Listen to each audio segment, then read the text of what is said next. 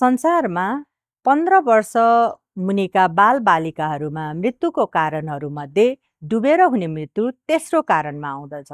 1 देखि 4 वर्ष उमेर समूहका बालबालिकाहरूमा डुबेर हुने मृत्युको दर उच्च रहेको छ। नेपालमा पनि हरेक वर्ष धेरै बालबालिकाले पानीमा डुबेर ज्यान गुमाउँछन्।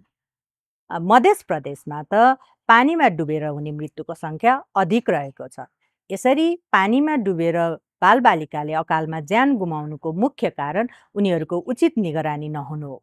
यसैले पानीका स्रोतहरू जस्तै नदी, खोला, पोखरी, ताल, तलैया, इनार र अन्य स्रोतहरूमा बालबालिकालाई कसरी सुरक्षित रहने भन्ने कुरा अभिभावकले सिकाउनुपर्छ।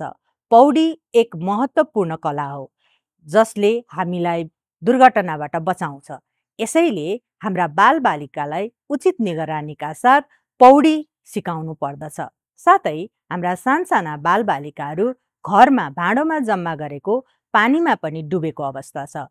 यसरी घरमा पानी थन्क्याउँदा पानीलाई उचित तरिकाले बिर्को लागेर बन्द गरेर थन्काउनु पर्दछ र हाम्रा घर नजिकका खाल्डाखुल्टी छन् भने तिनीहरूलाई पुर्नुपर्छ।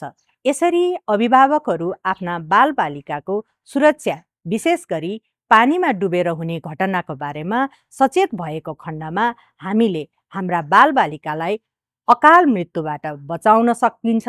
यसैले हामी सचेत रहौँ, सजग रहौँ र बालबालिकालाई डुब्नबाट जोगाउँ।